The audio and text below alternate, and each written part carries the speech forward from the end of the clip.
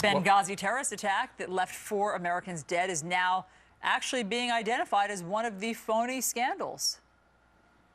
Whether it's about the attacks in Benghazi and the talking points, that attempts to turn this into a scandal have failed.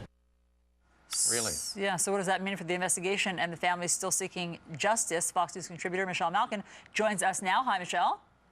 Hi there. It sounds like what Carney was trying to say there was the talking points version component of Benghazi is the phony scandal. What do you say? Yeah. Well, talking points, of course, means facts. It's the facts that are a problem for this administration. And so the answers that he gave to that question of which scandals he thought was phony are really the answers to the unwritten question, which scandals are causing the most damage to this administration? It's very telling that the 2 he chose, of course, were the bloody incompetence of Benghazi and the partisan abuse of power of the IRS. Phony baloney is the main dish that's served up there on the podium at Jay Carney's press briefings, and I think it's very transparent. One of the few things that's transparent, that this administration is desperate to change the subject from the very real scandals that are plaguing this administration. Hey, Michelle, what is your take? This administration that took out al-Awlaki without telling us. He took out bin Laden. He tells us all the time. So he's very good with the drones. And they are very good at killing al-Qaeda guys. Here are these guys killed on the president's watch, 4 Americans, and there seems to be no interest in pursuing the killers. How do you figure this? The FBI doesn't even go over there for weeks, and you got news reporters interviewing suspects. Yeah. Great questions, Brian. We need to hear them more at the press briefings. It's been more than 10 months since Obama stood before the American people and vowed, rather disingenuously, to make bringing the perpetrators of Benghazi to justice. And then he reiterated in October that this was going to be a main priority and focus of this administration. Of course, this administration has the focus of a chronic inebriate with cataracts. And there has been nothing in terms of progress with regard to the FBI probe. Every once in a while, they decide to toss up a couple of photos of most wanted to try and plead with the people in Libya.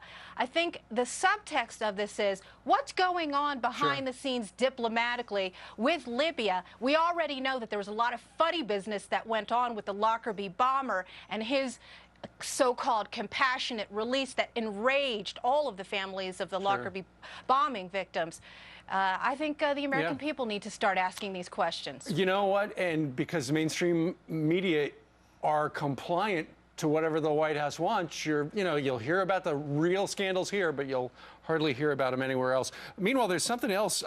This was not supposed to leak out, but apparently the White House, Michelle, and the administration have created these so-called nudge squads, hoping to influence our behavior. For instance, some nudge squad things they could try to convince you to do: pay up your back taxes, maybe become more energy efficient, stay in school, save more money, exercise more, eat better. They're trying very lightly to suggest, go do these things for us. You don't like this one bit. You know, I'm the mom in my family. I do the nudging, right? This is a NAG program. This is a nanny state program. I read about this initiative, and of course it's the brainchild of some control freak Rhodes Scholar who's been given a lot of room to play with behavioral sciences in the White House, apparently inspired by that regulatory control freak Cass Sunstein, who apparently coined this term of government nudging. This is all about coercion, and that's Michelle, what this White House speaking and of Obama regulation, are I mean, all about. isn't this better than regulations? Wouldn't you rather than make sort of strong suggestions rather than new legislation, new regulations being passed?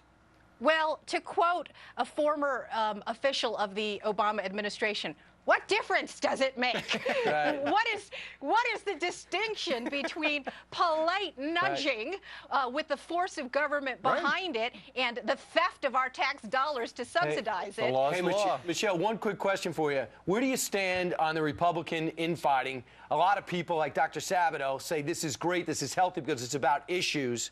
Where do you stand as Governor Christie and Senator Rand Paul have verbal exchanges all week? Oh, come on. I'm a brawler, Brian. You know I'm all You for loving this it. kind of... I do. I think it strengthens the party to bring these out in the open, and it's much better than trying to clam up and hide and whitewash the fact that these conflicts do exist. That's right. And the very latest update is Senator Paul has invited Governor Christie for a beer summit down in Washington. And by the way, Chris Christie says he's too busy running for governor, though. Right, and he's really not in a tight race. All But right. that was the speed bag, right, Michelle? Did you? That's right. You did. I How'd could I do do? this. Thanks, did Michelle. great. See you back here next week. Bye.